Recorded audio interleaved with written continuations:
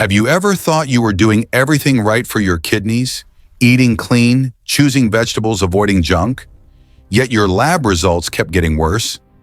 I'm Dr. Mark Ellis, and if that question hits even a little close to home, I need you to stay with me, because what I'm about to say is far more urgent than most people realize.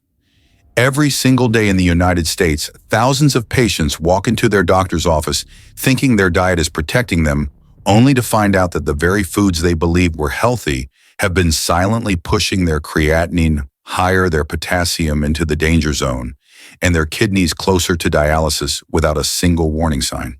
And here's the part that keeps me up at night. As a physician, most of them had no idea they were making a mistake because no one ever taught them the hidden truth behind certain vegetables, the specific nutrients inside them, and how vulnerable kidneys react under pressure.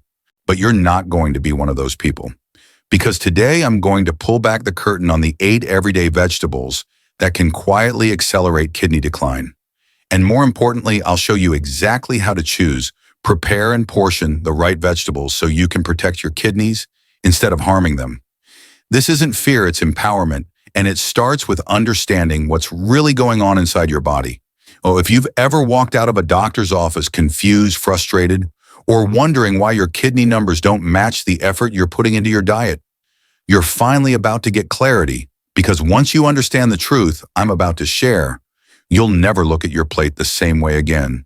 And that simple shift could be the very thing that keeps you far away from dialysis. When we talk about foods that quietly sabotage kidney health, artichokes rarely make anyone's danger list.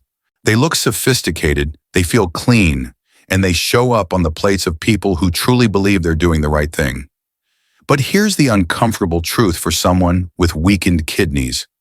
Artichokes can behave less like a gentle vegetable and more like a silent overload, pushing potassium levels into a zone where the heart, not just the kidneys, begins to struggle. I've seen this happen more than once in my practice. One of my patients, a 62-year-old man named Robert, ate artichokes twice a week because he heard they were good for the liver. And he wasn't entirely wrong. Artichokes are excellent for the liver. But kidneys and livers don't always want the same things. Over 3 months, his potassium crept from a safe 4.8 to a dangerously high 6.1. And he couldn't understand why, because nothing in his diet seemed unhealthy. What he didn't know was that a single cup of cooked artichoke hearts can carry around 480 milligrams of potassium, almost identical to a banana. And for someone with stage 3 or 4 kidney disease, that number isn't just high, it's hazardous.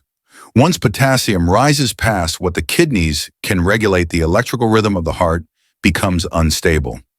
Research from leading nephrology journals warns that untreated severe hyperkalemia can increase the risk of sudden cardiac death by more than 30%, and the risk multiplies with advanced CKD. That's why the National Kidney Foundation classifies artichokes as a high potassium food that must be managed carefully, not casually. For earlier stages of CKD, a tiny portion, about a quarter cup, may be tolerated if it's boiled thoroughly to pull some potassium into the cooking water. But for stages 4 and 5, even small servings can contribute to dangerous accumulation, especially when combined with other high potassium foods throughout the day. And this is the part most people miss. High-risk vegetables rarely act alone. They build up quietly, adding stress meal after meal until the body suddenly hits a threshold. But knowing this is not enough, because the real danger isn't just potassium, it's how easily people confuse healthy for the liver with healthy for weak kidneys. And that misunderstanding is what leads so many patients into avoidable trouble. And what comes next may surprise you even more, because the next vegetable doesn't just overload the kidneys, it creates the perfect storm for kidney stones and dangerous potassium spikes at the same time, which is why you absolutely need to hear it. And that brings us to a vegetable that looks harmless, feels refreshing, and has been crowned by social media as the ultimate detox food. Yet few things can spike potassium and oxalate levels faster than this one. I'm talking about celery, and even more dangerously, celery juice. Because while artichokes quietly overload potassium, celery creates a completely different threat, a double hit of high oxalate and high potassium delivered in a form your kidneys simply cannot keep up with. I'll never forget a patient named Melissa, 58 years old, who came to me frustrated and confused. She had switched to a clean wellness routine she found online. Every morning she drank a tall glass of celery juice because influencers said it would cleanse her body, reduce inflammation, and boost energy. And at first she felt good, light hydrated, proud of her discipline. But 3 months later, her labs told a very different story. Her potassium shot up to 6.4, her oxalate levels were sky high, and she developed early symptoms of kidney stone formation. She looked at me in disbelief and said, "How could something so natural be so dangerous?" Here's the science behind it. A normal serving of raw celery stalks is manageable for many people with early-stage CKD, but juice is an entirely different chemical reality. To fill a single glass, you need 4 to 5 large stalks, concentrating everything, including the risks. A typical serving of celery juice can contain 140 to 300 milligrams of potassium and 760 to 950 milligrams of oxalate, which is more than 15 times the safe daily limit for someone prone to calcium oxalate stones. That combination is the perfect storm. Potassium climbs too fast for weakened kidneys. To eliminate and oxalate floods the system, binding with calcium in the urine and forming sharp needle-like crystals that damage delicate kidney tubules. According to nephrology studies, nearly 80% of kidney stones are calcium oxalate stones, and even 1 week of high oxalate intake can dramatically increase stone risk in patients with CKD. Celery juice accelerates this process because juicing removes fiber, the very component that slows absorption and protects the gut. Without fiber, oxalates enter the bloodstream much faster and the kidneys take the full hit. So what's the safer approach? Eat your celery, don't drink it. 2 or 3 raw stalks in a salad or paired with hummus can be fine for many stage 1 to 3 CKD patients who have no history of stones. But once you blend, press, or juice it, you lose moderation, control, and safety. For stage 4-5 CKD, or anyone who has ever formed a kidney stone, celery juice is not a wellness drink, it's a biochemical threat disguised as a green miracle. But knowing this alone is not enough, because the next vegetable doesn't just strain the kidneys, it reaches into your daily meals in ways you never notice, building up potassium and oxalates quietly day after day until your lab numbers start shifting without warning. And once you hear what it is, you'll understand why so many patients overlook this hidden danger. And if celery juice is the wellness trend that backfires, eggplant is the everyday comfort food that quietly slips under the radar. It feels light, it feels harmless, it fits into almost every cultural dish, from Mediterranean spreads to Asian stir-fries. But for people with weakened kidneys, eggplant carries a dual threat that most never even imagine: a combination of potassium and oxalate that slowly piles up in the bloodstream and inside the kidneys long before symptoms appear. I remember a patient named Daniel, a 67-year-old who loved his homemade eggplant parmesan. He baked it, grilled it, sautéed it. He believed he was making heart-healthy choices. And for most people, that would be true. But when Daniel's lab results started showing increasing potassium and microscopic crystals in his urine, he was stunned. He said, "Doctor, it's just eggplant. How could that be the problem?" Yet when we broke down his meals, it became painfully clear. Even a modest portion, 1 cup of cooked eggplant, contains roughly 458 milligrams of potassium and about 40 milligrams of oxalate, which is already the entire daily oxalate limit for someone prone to kidney stones. And that's before accounting for larger servings in dishes like curries, casseroles, or traditional eggplant spreads that can easily double or triple the portion size without anyone noticing. Now here's the crucial scientific detail: boiling eggplant can reduce potassium by nearly 46%, bringing it down to around 246 milligrams per cup. But even that reduced amount is still classified as high for someone in stage 3 to 5 CKD. And the oxalate doesn't drop nearly as much, meaning the risk of calcium oxalate stone formation remains. Oxalates bind with calcium in the kidneys to form sharp crystals, and over time those crystals can irritate delicate tissue, inflame the tubules, and contribute to both stone formation and declining kidney function. And because eggplant is soft, flavorful, and so commonly used in larger servings, people don't realize they're exceeding their kidney-safe limits until their lab markers start shifting. So what's the safer approach? If you're in the earlier stages of CKD, with stable potassium levels, half a cup of well-boiled eggplant can fit into your diet when paired with low oxalate, low potassium foods. But if you're in stage 4 or 5 or managing elevated potassium, eggplant should move from being a weekly staple to an occasional treat. Grilling or roasting without portion control is where most patients run into trouble because flavorful textures make it easy to overeat without noticing the invisible mineral load behind each bite. But knowing this alone is not enough because the next vegetable doesn't just deliver potassium or oxalate, it delivers all 3 major kidney stressors at once: potassium, sodium, and oxalate in concentrations so high that even a small serving can overwhelm vulnerable kidneys. And once you hear how extreme the numbers are, you'll understand why this next one is considered one of the most dangerous healthy greens for CKD patients. And if eggplant is the quiet double threat, Swiss chard is the full-blown nutritional ambush that even many doctors underestimate.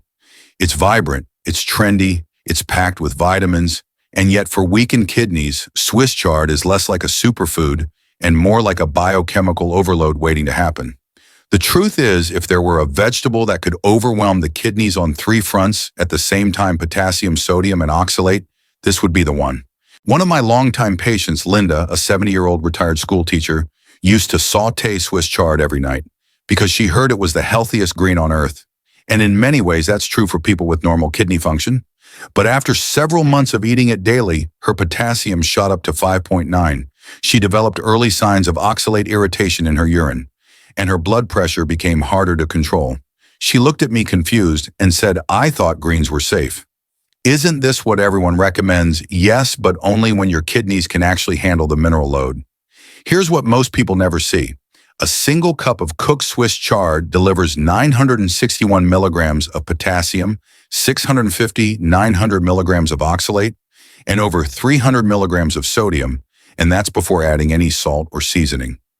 To put that potassium number into context, 1 cup of Swiss chard contains the equivalent of 2 large bananas.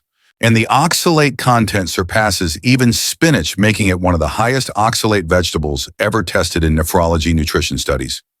The sodium alone takes up nearly 15% of the daily recommended limit for CKD patients, and that's in a food people falsely assume is naturally low in salt. From a scientific perspective, these numbers are staggering. High potassium stresses the heart. High oxalate increases stone risk and can inflame kidney tubules. High sodium raises blood pressure, which accelerates kidney decline even further. Swiss chard doesn't hit one system, it hits all 3 at once. And that's why so many patients notice a slow decline in their labs without understanding where the stress is coming from. So where does this leave you? If you're in stage 1 or 2 CKD with no history of stones and stable labs, you might tolerate an occasional small serving, maybe a quarter cup. But once you reach stage 3 or beyond, the risk begins to outweigh the benefit. There are safer greens with similar nutrients and much lower mineral burdens like romaine lettuce, cabbage, or kale. And for patients in stage 4 or 5, Swiss chard is a vegetable I recommend removing entirely because even small servings can contribute to potassium surges or oxalate buildup. But knowing this alone is not enough because the next vegetable doesn't overwhelm your kidneys with just minerals. It overwhelms them with a compound so potent that even healthy individuals can experience kidney irritation if they consume too much. And for anyone with CKD, this next ingredient can trigger sudden, severe kidney stress faster than most people ever expect. And if Swiss chard is the triple threat green that overwhelms the kidneys from every angle, rhubarb is the quiet sniper because this vegetable doesn't just stress the kidneys, it directly attacks them with one of the highest oxalate concentrations found in any commonly eaten food.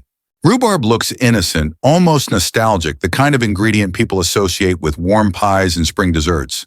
But beneath that bright red stalk lies a biochemical force that even healthy kidneys struggle with when consumed in large amounts, so you can imagine what happens when someone with CKD eats it regularly.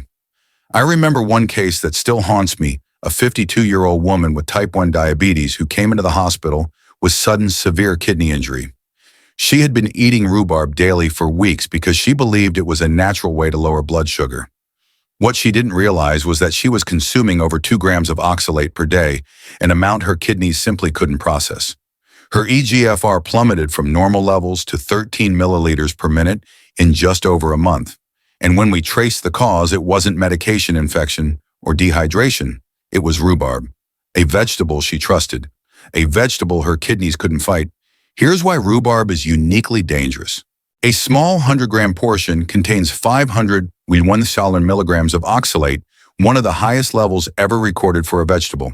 To put that into perspective, nephrology guidelines recommend people prone to stones limit oxalate intake to just 40-50 milligrams per day.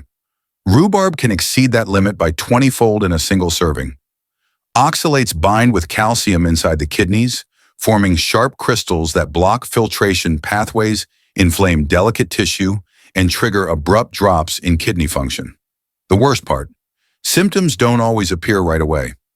Oxalate buildup is often silent crystal by crystal until the damage becomes impossible to ignore, and desserts only make things worse. A typical slice of rhubarb pie uses enough cooked rhubarb to deliver 1,500 millimeters of oxalate, which is why many CKD patients experience sudden spikes in pain stone formation or shifts in their labs after holiday meals without knowing the true cause.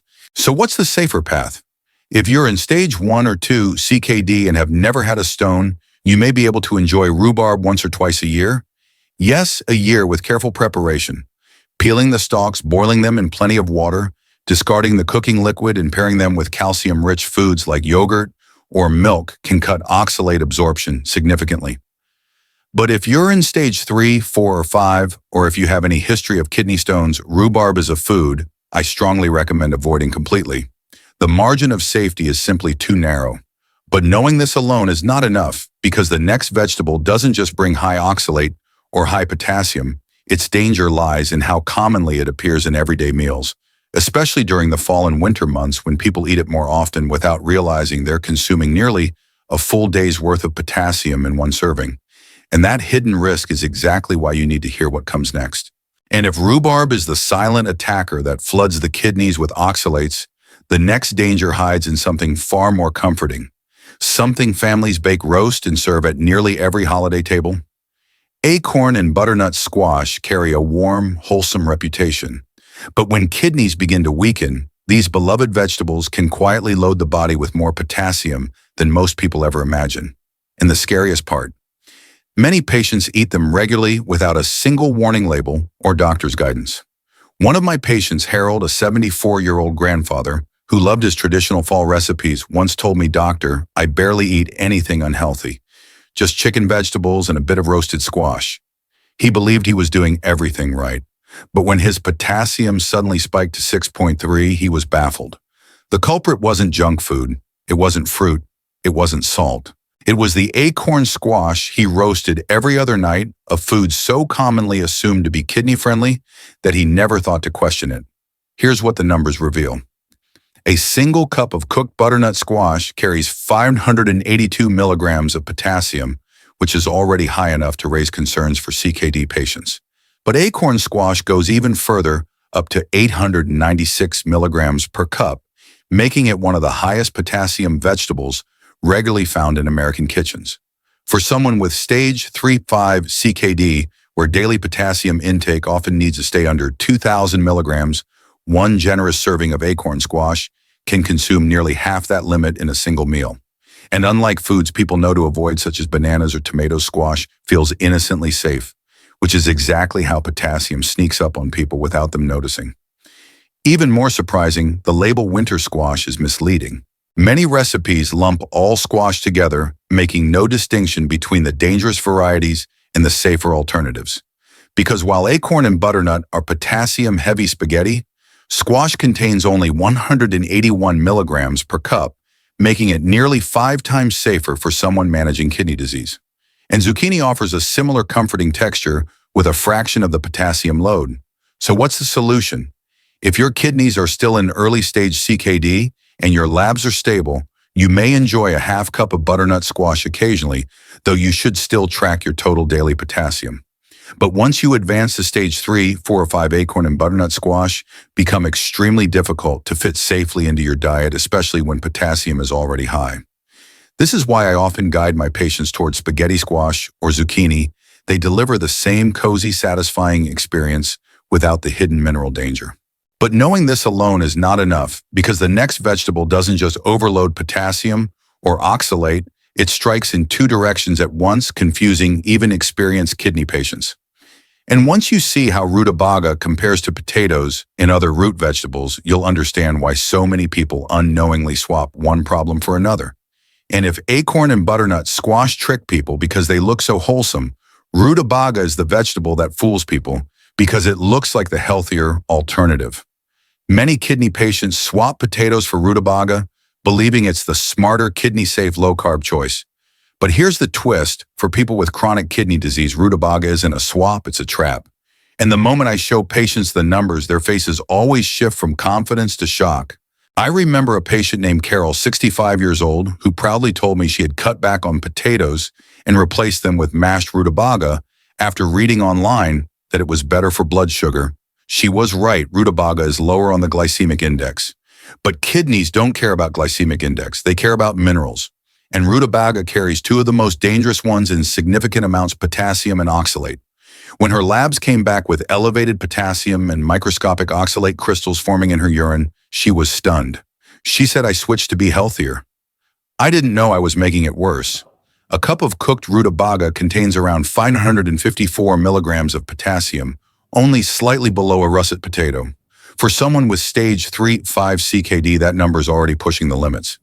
But what most people never hear about is rutabaga's oxalate content, 60 to 80 milligrams per cup, which exceeds the entire daily recommended limit for anyone prone to kidney stones. That's because the safe daily intake for oxalate-sensitive individuals is only 40 to 50 milligrams, meaning that a supposedly healthy swap can overload the kidneys from two directions at the same time. And let's talk about preparation. While double boiling can reduce potassium significantly, it doesn't eliminate oxalate, and oxalate is what drives stone formation and irritation inside the kidneys. Rutabaga requires peeling, slicing, soaking, and then boiling twice in large amounts of water before it becomes remotely kidney safe. Most people simply don't do that level of preparation at home, which is why rutabaga quietly becomes a recurring source of mineral overload in many diets. So what is the better alternative for patients in stage 1 or 2 CKD with stable potassium and no stone history? Rutabaga can be eaten occasionally in small portions, half a cup, if it's properly double boiled and paired with calcium-rich foods to bind oxalates in the gut. But for anyone in stage 3, 4, or 5, or for anyone with a history of kidney stones, cauliflower mash is the safer, smarter, kidney-friendly choice. It provides the same comfort food experience without the invisible biochemical risks. But knowing this alone is not enough, because the final vegetable is the one almost everyone assumes is safe, the one often labeled a superfood. Yet for patients with CKD, it can deliver a potassium load so concentrated that even a single serving, especially in dried form, has sent people to the emergency room. And once you hear these cases, you'll understand why this last food demands your full attention.